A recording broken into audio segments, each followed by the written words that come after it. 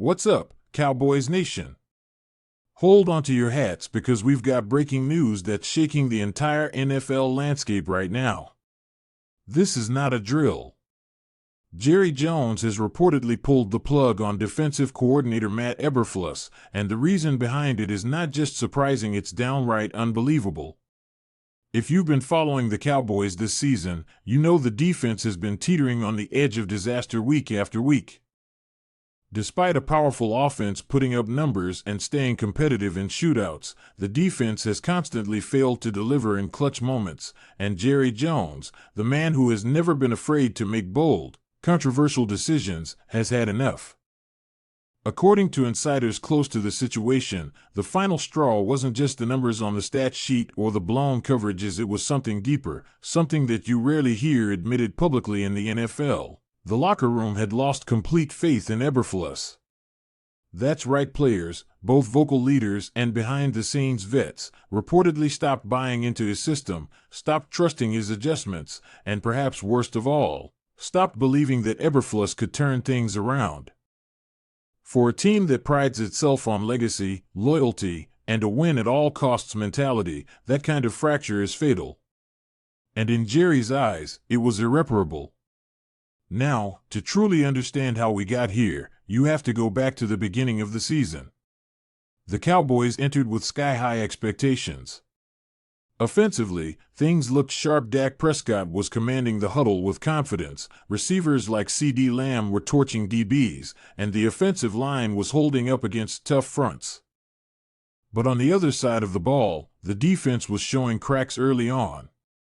And it wasn't just about injuries or lack of talent, it was scheme, it was execution, and it was, quite frankly, accountability. Week after week, the Cowboys gave up critical third downs, let opponents rack up big plays, and folded in second halves. Whether it was the blowout losses or the ones they barely let slip away, there was a recurring theme: no matter how good the offense was, the defense could not hold the line. And if that sounds familiar, it should, because it's been a recurring problem for Dallas in recent years. But what made this situation even more maddening was the fact that Eberflus was brought in with the promise of fixing exactly this problem. Known for his bend-don't-break philosophy, his ability to design complex zone coverage packages, and his reputation for getting the most out of average personnel, Eberflus seemed like the ideal candidate to stabilize the Cowboys' defense. He had previous history with Dallas. He had experience as a head coach. But in the end, all that experience amounted to nothing when it came to producing results. Players started questioning the scheme publicly, albeit subtly at first, with comments and pressers about needing to simplify or wanting to play faster. You don't need a translator to figure out what that means in football speak. It's code for we're thinking too much with this system isn't working. But the real kicker came after the loss to Carolina. A game the Cowboys should have had in the bag. A game where the defense completely unraveled in the fourth quarter. After that game, the murmurs turned into roars. Fan backlash on social media exploded. Analysts called it unacceptable, embarrassing, and even incompetent. And while Jerry Jones initially stood by his coordinator, expressing vague support and saying he believed in the process, sources say he was privately furious. Jones is not a patient man when it comes to underperformance, especially on a unit that he believes is fully capable of doing more. And when your billionaire owner is pacing the sidelines and watching his defense get sliced up like Swiss cheese week after week, you know the axe is getting sharpened. But it wasn't just the X's and O's that doomed Eberflus, it was the people. The players. See, in a locker room, especially on a team with Super Bowl aspirations, there's a sacred bond between players and their coordinator. Players need to feel that their coach understands their strengths, that he's putting them in the best position to succeed, and that when things go wrong, he'll take the bullet and find a solution. What reportedly happened in Dallas was the opposite. Players felt they were being hung out to dry in a system that didn't evolve, didn't adjust, and worse, didn't trust them to play fast and free. Veterans started tuning out. Younger players were getting lost in complex assignments. And instead of adapting, Eberflus reportedly doubled down on his style, insisting it would eventually click. But this isn't college football. You don't get 3 seasons to prove your philosophy works. This is the NFL, and if your system fails 10 weeks in a row, it's not the players, it's you. And Jerry knows that better than anyone. The unbelievable part, the reason this firing is making headlines beyond just Cowboys circles, is because Jones didn't cite poor statistics or defensive rankings in his decision. He reportedly told staff behind closed doors that he couldn't stomach the idea of players taking the field without believing in their leader. That's a rare level of transparency in this league.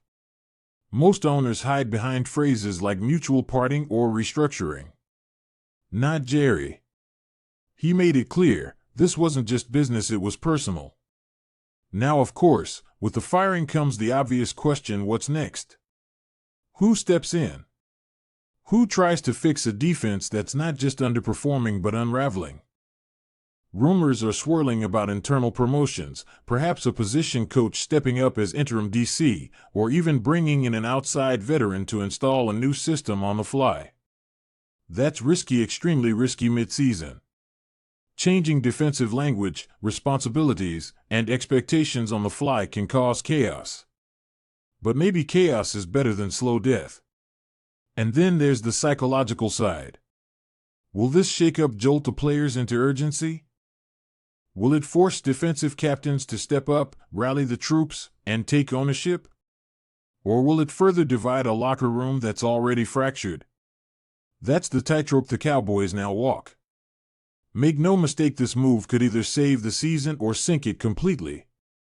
But Jerry Jones made the decision knowing that. In his mind, doing nothing would have been a guaranteed failure. Taking action, even risky action, was the only shot at saving 2025.